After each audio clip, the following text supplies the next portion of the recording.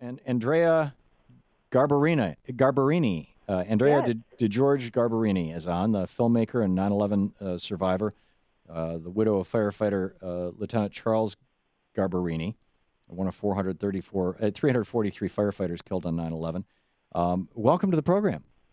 Thank you. Thanks for having me. Thanks for joining us. And I understand that there's a new movie coming out, from the ground up thefilm.com is the website. Tell us about that. Well, after 9/11, there was obviously a lot of trying to put the pieces back together. And I became inspired by one of the other widows in our 9/11 community. She had two autistic children and lost her husband. He was one of the battalion chiefs. And she decided to open up homes for autistic children to help other kids in the same situation, because her and her husband had discussed before his death that what would they do if they had won some money or won the lottery? What would they do to help others? And she honored his wishes by doing this. I mean, this woman could have just crawled into a corner and did nothing. But she was one of my heroes after 9/11. She's an amazing inspiration, and there were many other stories. So I explore about 3 other widows in the film and honor people that, in the face of adversity, do something to make a difference. Yeah, and this is going to be airing tonight on Free Speech TV at 9:30 p.m., which is available on Dish Network, DirecTV, and a lot of cable systems all around the country. Yes, it is. So what is the status these days? I mean, there was a fair amount of attention paid early on to taking care of the needs of the first responders and the firefighters and whatnot, and then that kind of fell off the screen, the radar screen, for a number of years. Legislation to help people who had survived 9/11 but had tried to help out. One of the guys that we had on fairly regularly just recently died of cancer from his exposure there. What's the status of all that? Well, I don't know if I'm completely up on all of the legislation and what's going on with them, but I know that they were able to apply for some victims' compensation, and they were able to get some funding for the people that really needed it. I mean, it's like a drop of water hitting a street, hitting a pool of water. There's a ripple effect from 9/11, and it continues. It continues with, I'm more in contact with the families that are, the surviving, say the families that have had the spouses that had died. And then, in our community, we're very supportive of helping all those that are still victims of 9/11. There's a lot. Tuesday's Children is a big organization within the 9/11 community that tries to help the children that are, that have survived, and the children that are left. They help the families.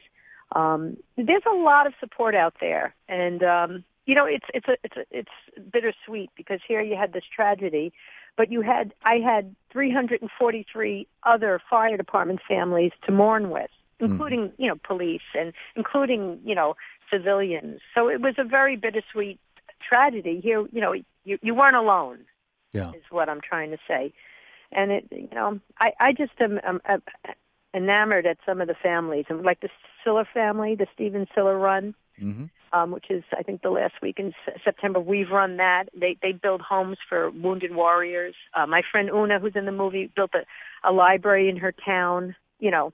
I mean, there's just, hey, when you're handed lemons, try to make some lemonade out of it. Try to do something positive for your fellow human being, and that's what my movie's about.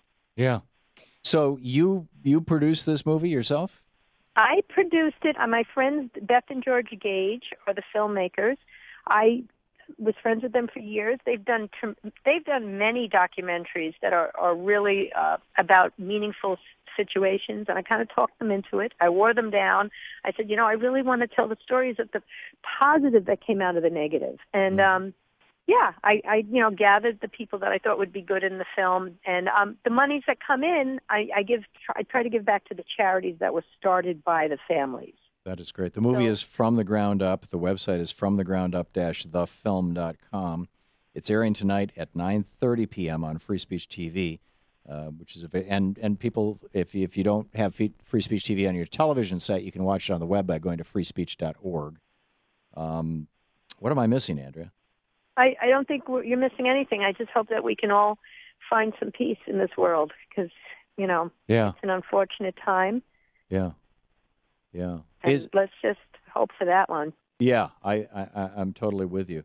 And do you know if any of the 9/11 survivor groups have all of them stayed fairly nonpartisan or transpartisan as opposed to becoming very partisan?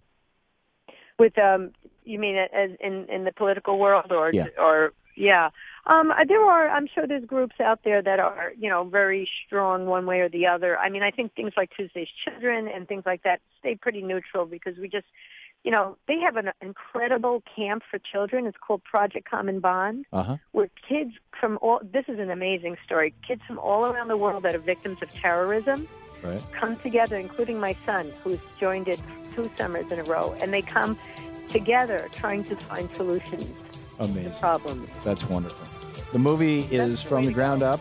The website fromthegroundup-thefilm.com. You can see it tonight, 9:30 on Free Speech TV. Andrea, thanks so much for joining us today. Thank you for having me. It's great talking with you. We'll be right back.